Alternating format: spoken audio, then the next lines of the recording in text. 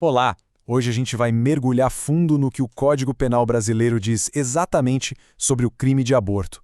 Vamos analisar o texto da lei artigo por artigo para entender como ele é definido e como ele é punido. Bom, para começar, a primeira coisa que a gente precisa entender é uma distinção que a lei faz e que é fundamental: a diferença entre aborto e homicídio. O marco que separa uma coisa da outra é o início do parto.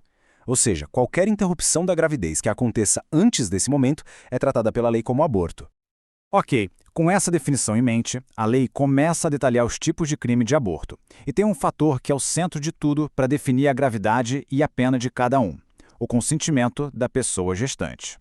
O ponto de partida é o artigo 124, que fala do chamado autoaborto. Basicamente, ele criminaliza a ação da própria gestante, seja ela mesma provocando o aborto ou permitindo que outra pessoa faça isso.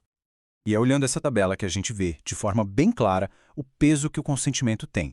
A pena muda, e muda muito, dependendo de quem realiza o ato e, o mais importante, se a gestante concordou ou não com o procedimento. Pensa só.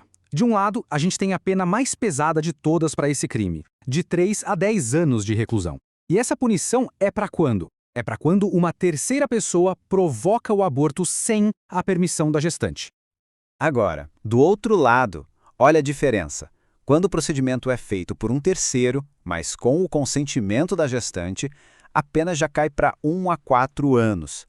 Veja bem, continua sendo um crime, mas o consentimento muda completamente o cenário, reduzindo bastante a punição. Mas não é qualquer sim que vale, não. A lei é bem específica aqui. Se esse consentimento foi conseguido com base em mentira, em fraude ou debaixo de ameaça com violência, bom, aí a lei considera que não houve consentimento nenhum. E o que acontece? A pena volta a ser a mais grave, aquela mesma do aborto sem consentimento. E a gente acha que acabou? Não. A lei fica ainda mais complexa. As penas que a gente acabou de ver podem sim aumentar se o procedimento acabar causando outros danos para a gestante. É o que a lei chama de formas qualificadas do crime, e está tudo lá no artigo 127. Então, basicamente, são dois cenários que complicam a situação e aumentam a pena. Primeiro, se o procedimento causa uma lesão corporal grave na gestante, a punição aumenta em 1/3. E o segundo, que é o caso mais grave, se a gestante morre, a pena original simplesmente dobra. Certo, a gente já viu que a lei considera crime. Mas e quando não é? Agora a gente chega num dos pontos mais discutidos de todos, o artigo 128, que fala exatamente das situações em que o aborto não é punido.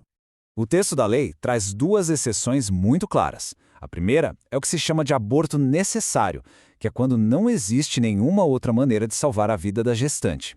A segunda, conhecida como aborto humanitário, se aplica nos casos em que a gravidez foi resultado de um estupro. E sobre essas exceções, tem alguns pontos bem importantes para a gente ter em mente. Primeiro, não precisa de autorização de um juiz para realizar o procedimento. Segundo, no caso de estupro, o consentimento da vítima ou de seu representante legal é indispensável. E um detalhe, a lei não fala nada sobre o incesto ser uma exceção. E tudo isso levanta uma questão que é, assim, inevitável, né? O que acontece quando a medicina evolui e aparecem situações que a lei, que foi escrita lá em 1940, nem imaginava? O caso da anencefalia é o exemplo perfeito disso. É aí que entra o papel do judiciário, que é decisivo. O Supremo Tribunal Federal, o STF, bateu o martelo e decidiu que interromper a gravidez de um feto anencéfalo não se enquadra como crime. Na prática, foi uma decisão que atualizou o entendimento da lei para uma nova realidade. Então, vamos amarrar tudo isso. Resumindo, a estrutura legal do aborto no Brasil se baseia em alguns pilares: o marco do início do parto, o consentimento da gestante como fator principal, duas exceções bem definidas na lei e, claro, as interpretações dos tribunais superiores que continuam a moldar esse cenário. Isso tudo nos deixa com uma pergunta para pensar, né? À medida que a sociedade e a ciência continuam a evoluir, como será que a interpretação dessa lei, que já tem quase um século, vai continuar se adaptando no futuro?